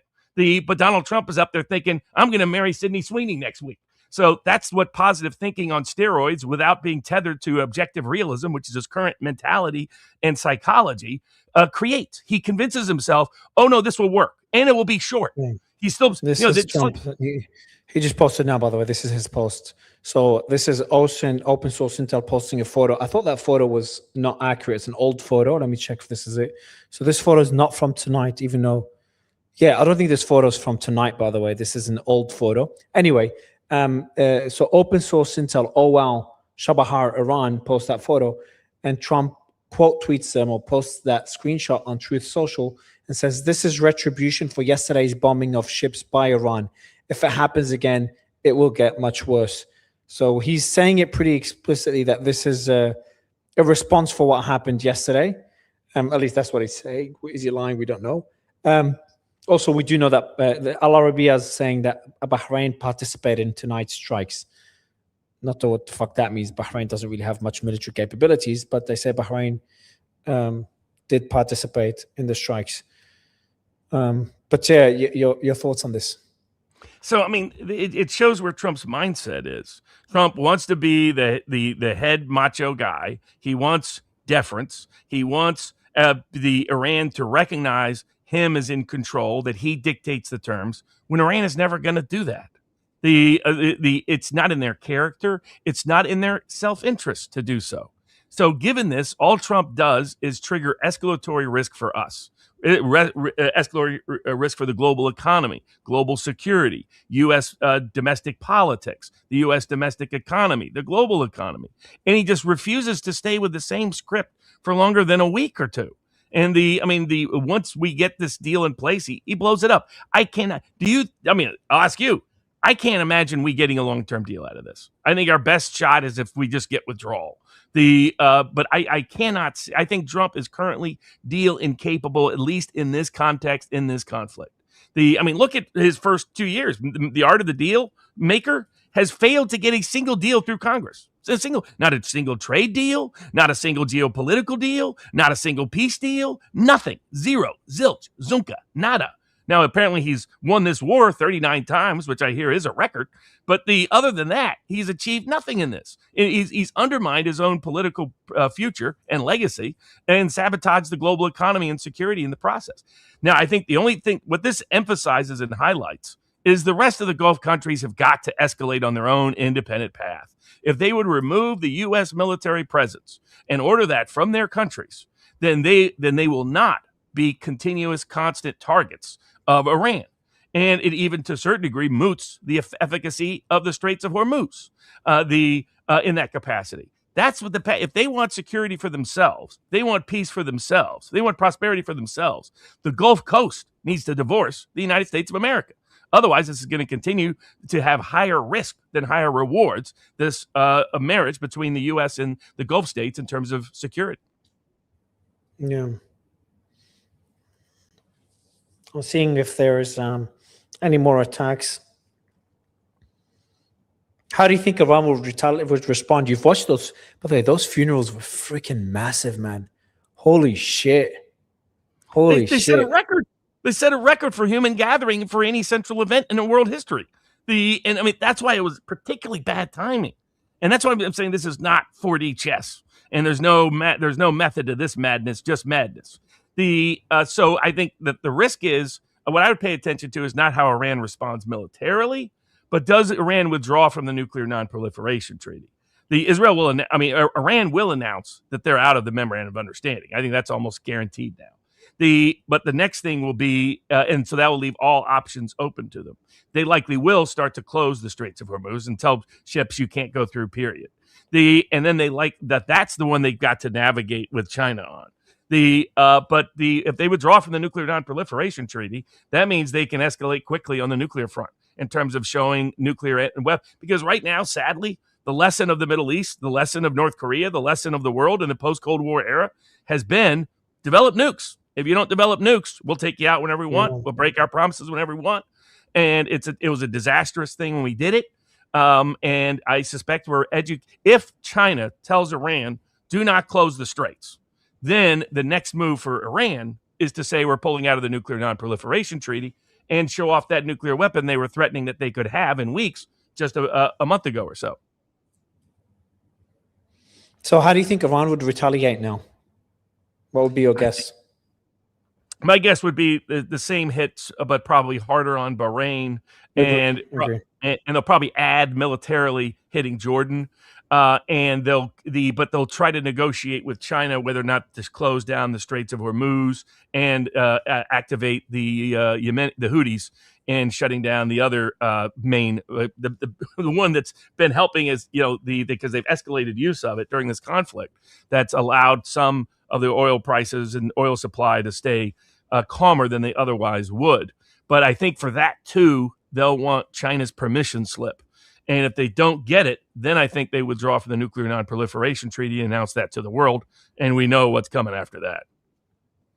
What do you make of the Ankara meeting, by the way?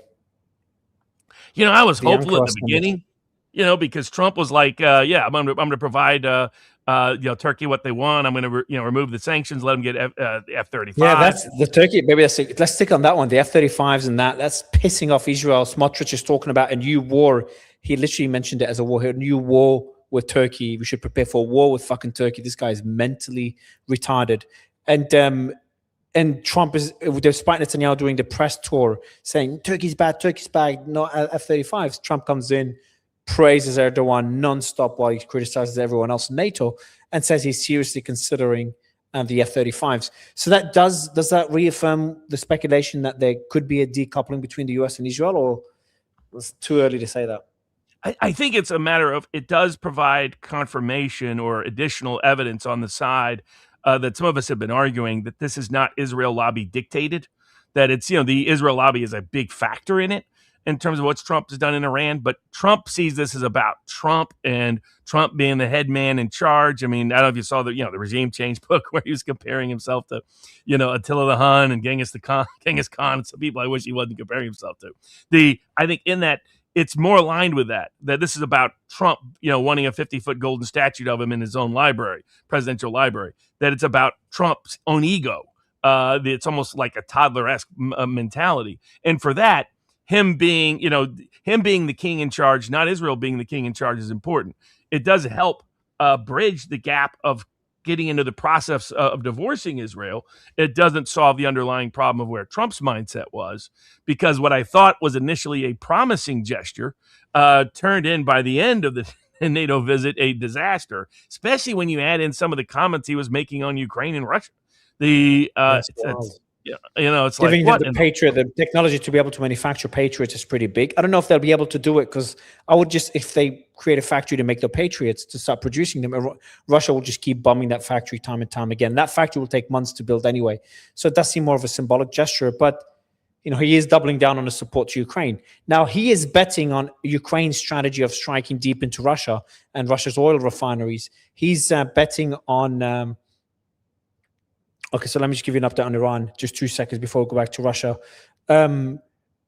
So the attacks have stopped about 5 minutes ago. So I think they're over. Someone told me they're over, but not a big source, not a source connected to the Trump administration, just an analyst. CNN says a U.S. official told CNN that the ceasefire with Iran has at least temporarily ceased, warning that the situation remains highly fluid and that additional strikes have not been ruled out. In other words, strikes have been ruled out. That's how I look at it. I think this is it, but we'll strike them if they attack us, depending what they do. The latest strikes targeted missiles, drones, and other capabilities that could threaten U.S. assets, including aircraft carriers, as well as military targets around the Strait of Hormuz that could endanger commercial shipping. This operation involved both U.S. Navy and land-based forces. I got a bit scared when they said both. I'm like, which other country? Further offensive strikes remain possible depending on how the situation develops here, how Iran retaliates, what they would do, and what happens in Hormuz. So I think let's see what Iran does in the Strait of Hormuz. But let's just go back to, we'll talk about that Strait of Hormuz and what could happen there. Let's go back to Russia, Ukraine, because if there was no bombing of Iran today and yesterday, everyone would be talking about Ukraine, because that was a pretty big day for the Russia-Ukraine war. Trump supporting Zelensky's strategy of striking deeper into Russia, striking their oil refineries, which is causing energy issues for Putin. Would that work strategically to force Putin to the negotiating table? Some people tell me yes, of course. Other people tell me it'll backfire horribly. But Trump is supporting that strategy. Yeah, I mean, it doesn't surprise me. Trump's been all over the place. He cut a deal in Anchorage last August, that could have ended the war, ended the conflict on really very generous terms to Ukraine, relatively speaking to what Russia could do to Ukraine. And then Trump walked it back within about a month. Couldn't handle blowback or criticism from Europe or other sort of deep state interests in the West that are deeply, deeply attached to hating Russia. And have Russophobia in their blood. But my fundamental, broader view is that you're never going to conquer the civilizations of the Chinese panda, the Persian tiger, or the Russian bear. And in that all those who have had fantasies of doing so have sooner or later suffered ignoble defeat. And it is pure hubris to think you can. But Trump is tempted by that hubris. Much of his second term has been dominated by that hubris. And he's going to meet, he's already met his nemesis in the Persian tiger. If Ukraine and Europe and the West, and if he joins them, is going to meet their other nemesis in the Russian bear. Russia could escalate very easily. Russia has substantial escalatory dominance in terms of their troop size, in terms of their military capability, in terms of their intelligence aspects, in terms of their weapons in general. So I think it's a mistake, but it's reaffirming. The other problem with this is Trump had lost the confidence of many of the leadership and people in Russia, that especially after the attempted assassination of Putin, that many in Russian leadership blame not just on Ukraine, but on the CIA. And there were CIA stories that leaked the day of where Trump had given them the green light to do so while playing golf with Ratcliffe, saying what's great about this is it will be so deniable. And it's like, well, then why are you leaking it to the New York Times? Kind of kills the deniability part. But Russia's known all along, and they even showed the U.S. after the attack on Putin's residence that the drones that they were able to obtain in full form, because some they were able to knock down without destroying them, showed that that it was targeting Putin's residence, and that could only come with technologically from the satellites of the U.S. That Ukraine doesn't have that capacity. So the Ukraine I see is desperate. A lot of these efforts are kind of pinpricks. In terms of, and all it does is enrage the Russian population. I mean, it's still it wasn't covered much in the West, but when they hit that girls' school in that part of Luhansk, which is part of now the Russian part of Donbass, it enraged people in Russia. And Trump doing this at this point will further enrage them, and it will tell the leadership class, you can't trust Trump. That don't worry about trying to do deals with Trump. Don't worry about trying to do business with Trump.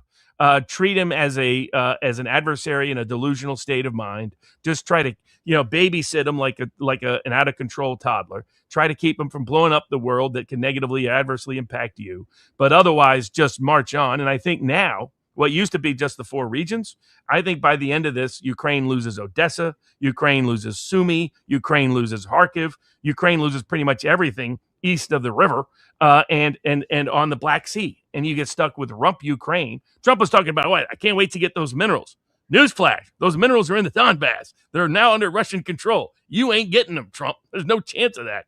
But he lives in his own fantasy land, and he had all these people cheerleading it, people wanting him to do a bunch more sanctions on Russia, like that would work. Sanctions package number 227 is somehow going to magically break Russia. This is hubris, and it's hubris at scale, and it's hubris that risks escalation in Russia, maybe worse than the escalatory risk from Iran, because you've had some of the people on that are very significant people in Russia talking about now it's time to start hitting Europe. Now it's time to contemplate a limited nuclear strike. They weren't talking. Is a great description of Russia by Stanislav Kripovnik, who said that it's like a rubber band. We'll pull, you can pull us, you can pull us, you can pull us, and you'll think because we haven't hit back that we won't hit back. But what happens is when we do, it will be hard and fast. Or as the great German leader said, the Russians are slow to get on their horse, but they're fast to ride. And we're encouraging and incentivizing them to get on that horse and ride fast. And I don't think the world really wants to see what that looks like. In terms of, look, everyone a couple of months ago was talking about Trump using a nuclear weapon, Trump invading Iran. That was the big fear. Trump wiping out a civilization. Trump lost his mind. And I got a lot of slack when I was saying that, guys, I think the war's over. I got mocked like a mofo when that happened. Well, right now we're talking about does Trump want to even restart the war? Trump wants to control the Strait of Hormuz. And before these attacks, before yesterday, everyone was telling me, or most guests were saying, Maurice, Trump just wants out. That became the new narrative. And I think that narrative will go back in a few days when things come, if things come. Do you not give him credit for not getting trapped into the worst case scenario everyone was worried about? Everyone was talking about how Israel controls Trump. This whole war was because of Israel. I'm sure Israel influenced him, but they'll decide what happens next. Well, Trump just shat on Israel. J.D. Vance did the same thing. And then he went to Erdogan, praised the hell out of him, a week after criticizing Israel, and now wants to give him F-35s. And when it comes to the Russia-Ukraine war, from Biden never even speaking to Putin to now Trump normalizing him and Putin speaking, meeting in person, and even talking about, he talked about going to Ukraine, not Russia. And still talking about the war. He's saying both sides want to end the war and trying to end the war. His rhetoric is, we can criticize him sometimes when he's supporting Ukraine rather than trying to end the war. But it's very different to what where Biden was, where it's like anything Russia does, anything Putin says is evil and cannot be trusted. So, I don't want to seem like I'm defending Trump because I'm really upset at this Iran war and the Greenland, Epstein files, etc., but mainly the Iran war. But also all the worst case scenarios that people have been talking about are not materializing. In some cases, the opposite is happening. And maybe in 2 weeks from now, people almost moved on from Iran. At one stage, where we started talking about other topics. There would be days where we talk about half of our interviews are about other topics because the narrative is shifting. There's no bombings. Everyone thought the war is over. Everyone moved on. And I was talking to people about the Emirates. It went back to business as usual. Other Gulf countries very similar. Saudi is very similar. So it's like everyone's moved on. Even Iranians some of them started to move on and started thinking about, all right, cool, let's rebuild. What's the future going to look like? So I just want to put that out there and get your thoughts on it about this other possibility. Well, it's like if you came home and your toddler had totally wrecked the house, but at least hadn't burned it down or killed anybody. It's that sort of, and so it's like you're tempted to, I don't got to put him in a straitjacket. He's trying to be good. And then he escalates the next time you get back and you realize he can't help himself. You got to put him in a straitjacket. I agree with you that Trump wants out of this war and that Trump doesn't, but Trump keeps thinking he can get everything. And sometimes you just got to accept what you can get. You've got to recognize the limits on your authority and your power and the tools in your toolkit. Not everything is a nail that requires a hammer. And it's the lesson he refuses to learn, which I just find baffling. What if he gets it? But Robert, what if we're wrong? What if he gets it? What if we find out 2 weeks from now the Strait of Iran conceded on the Strait of Hormuz? I don't think they will. But I would give it at least a 30, 35, 40% probability. So one can argue, why not give it a shot? Why not give it a try for a couple of weeks, see how it goes, see if he can actually get them to concede. If they don't, then he'll walk away, which I think is what he will do. But that's the problem, is this has been Trump's mindset going back to the beginning of the war. That, he says, well, what if we hit him here? What if we hit him there? What if we try an economic thing? What if we try a blockade? What if we try this? What if we try that? And every single time Iran has responded by making it more costly for him to get a deal and not providing him the very thing that he wants to achieve by kinetic purposes, because they want to prove to the world. Let me just put yourself in Iran's mind. How do they deter future military attacks? How do they deter future economic attacks?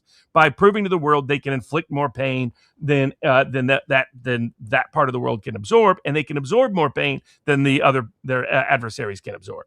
And otherwise, the moment what they learned from the JCPOA, what they've learned from dealing with Trump, is that if they reciprocate with any degree of deference, any degree of reaching out, any degree of diplomatic resolution, it is perceived, as Professor Mamdani pointed out, as Iranian weakness, Iranian vulnerability, Iranian softness. And so what they've learned is they have to be harder than their attacker.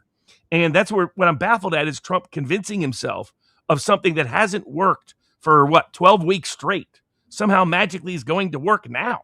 He tried the diplomatic route, and there was more reason to keep going down that path, which had more possibility of progress. A little bit more money here, a little bit more money here, a little bit more money here, so on and so forth.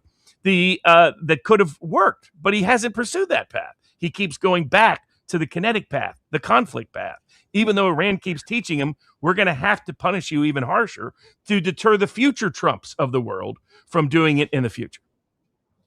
But you were a lawyer. The carrot and stick approach in general does work. I'd use it in business all the time. Human nature, it does work. Now, too much carrot, too much stick. We could argue that Trump is using a bit too much carrot. He's already beat the shit out of Iran, probably eased up on the sticks, and they're not in the right mindset right now to respond positively to sticks. By the way, I'm not advocating for the sticks. I would just prefer carrots, diplomacy, and that's my way of, how I would like politics to be. But just thinking of it from his mindset, maybe he's just using the stick and it does work.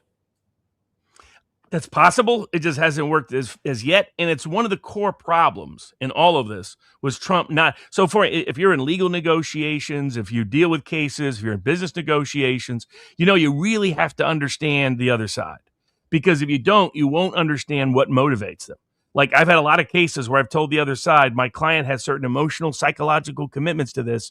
If you push her in a certain way, you're going to get more pushback rather than less. There will be no chance of a negotiated outcome rather than more chance. And some big corporate law firms that are used to pushing people around only know one speed. All they see are nails and all they find are hammers. And what they get themselves into far more trouble than they ever would have before had they simply followed that path. And I think Trump is stuck with Trump used to be great at the carrot approach. He's become obsessed with the stick.